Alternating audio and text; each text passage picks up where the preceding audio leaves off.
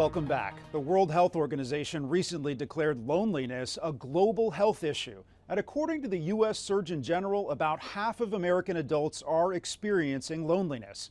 That puts them at risk for physical effects like heart disease, diabetes, obesity, weakened immunity, and sleep problems. CBS News Chief Medical Correspondent Dr. Jon LaPook shows us how one program is helping seniors expand their social circle while teaching life lessons to younger generations. For these high school teenagers, spending the afternoon with people old enough to be their grandparents is their idea of a good time. Every Thursday, a group from the United Nations International School visits this New York City skilled nursing facility. Okay, I got what? For an afternoon of competition. Wait, that's not how you spell it. And conversation. Aaron should want to raise the home. It's the brainchild of 17-year-old Max Hochman, who started playing chess with his family at the age of 4. I started thinking about it during the COVID-19 pandemic, when I heard about how my grandfather was kind of feeling lonely. I decided to just pick up the phone one day and call him and ask him to play chess online with me. I saw how that really improved his mood. I thought how could I bring this to my community in NYC?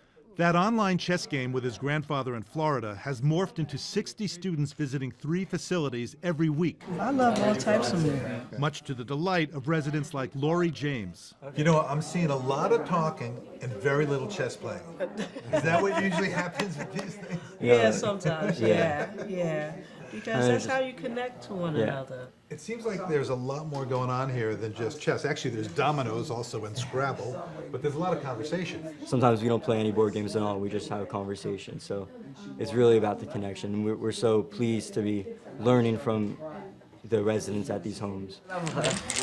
Maria Alomar introduced Daria Murnia to the game of dominoes.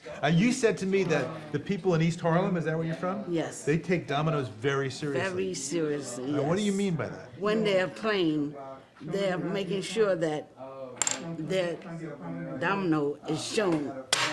They slam it down. It's the banter back and forth. So there's a little attitude. It's a lot of attitude. I thought the challenge was to build the most intricate structures so you could knock them down. But I found out that it's a much more complex game than that. I won one game, but who's counting?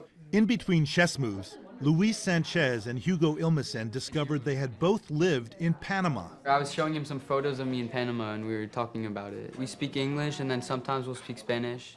Did it surprise you that students would want to come here and play chess with older people? I think that, there's the desire on their end to have the connection as well. So it's not just, the residents wanting to connect with the youth, but the youth wanting to connect with them. Just knowing that there's still genuine young people out there who's willing to, come and sit with us, take the time out to connect with the, generations before them.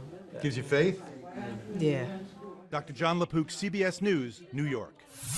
This holiday season is extra special for a Pennsylvania family learning to live with a rare disease. A new treatment is allowing the family to enjoy Christmas with their little girl like they never have before. Stephanie Stahl has more. Do that one first. This is the first holiday that 7-year-old Emma Watson has known and enjoyed. It's like we're brand new parents. Emma has a rare genetic form of epilepsy called Dravet syndrome that causes a constellation of developmental delays. She didn't speak for all 6 years. Nicole Watson says Emma was 4 months old when she had her first seizure and stopped breathing. And we had no idea what had happened to her. It was the scariest moment in my life. It was the start of our life. It became a life filled with medical fears. The seizures kept happening, and there was no diagnosis from doctors. They just kept saying, kids have seizures. It's not a big deal. It's never going to happen again. You knew as a mom that was not normal. You knew this was not normal. The family switched doctors and finally learned through genetic testing what was wrong.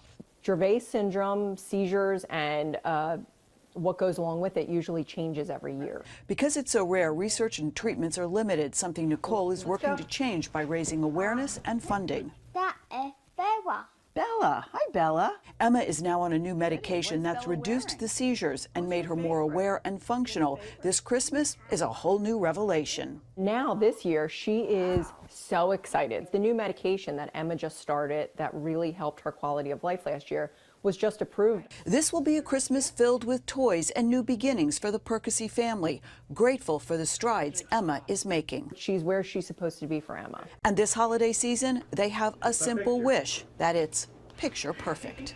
Stephanie Stahl, CBS News. After the break, the passion project that's turned into a calling for musician John Mayer, and the HIV prevention medication many black women can benefit from.